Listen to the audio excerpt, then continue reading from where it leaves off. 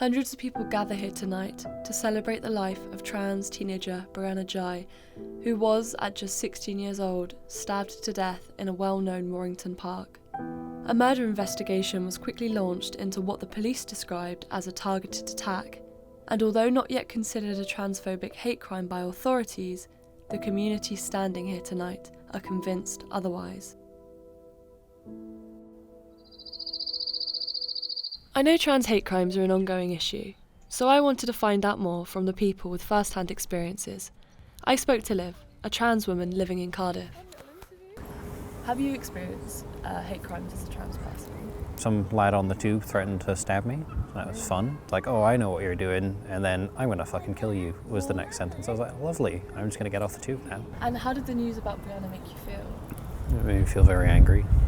Fairly clear it was transphobic at the very least, considering she's been bullied online for like years, and there's evidence of that, so it's not a far jump to go from these are the kids who are bullying her to these are the kids who murdered her. Oh look, they're the same. After my talk with Liv, I began wondering if the deep-rooted reasons for transphobia were being ignored. I explored this further with activist and counsellor Elliot, who tells me how the media negatively impacts the way transgender people are treated. Do you feel there's a good support network within Cardiff for the community? Cardiff's quite a queer-friendly city, I think, so I think I've been kind of spoilt with that. I know a lot of queer people, and we're all very supportive of each other. And then there was a vigil for Brianna Ghey the other week, which was obviously the trans community getting together, which was really nice. And what about the wider community? What about the public? At the moment, there's a lot of negativity in the media. I feel like there's quite a lot of hostility. There's a lot of focus on trans people in bathrooms, trans people in sport. You know, the political environment at the moment is maybe not the most friendly. And you're constantly seeing all these articles in the media talking about your existence like it's something to be debated when it's not. As Elliot said, Cardiff seems to be a very queer-friendly place. But I want to check this out for myself, so I've come to the streets of Cardiff to see what the public think on trans rights. People are human, let them be who they are. Transgender doesn't, if you want to be something, you've got to fight. You've got to scream, make as much noise, I believe that anyway. Yeah. And trans people aren't actually making that much noise. Yeah, I think they just want to be quite chill and just have rights, which is fair enough.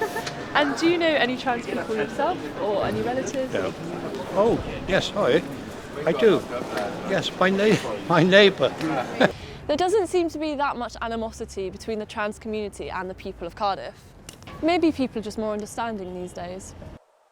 Understanding or not, we can't ignore the fact that in 2022, transgender hate crimes in England and Wales had risen by a record high 56%. Thinking back to my interview with both Liv and Elliot, it seems the media might play a role in the recent rise in hate crimes. Leonine Morris, chief executive of Gallup, said something similar. Transphobic narratives in the media have been allowed to grow unregulated, unchecked, and unchallenged. That translates into violence against the trans community. This is giving a message to those who would do us harm that this is acceptable in this country.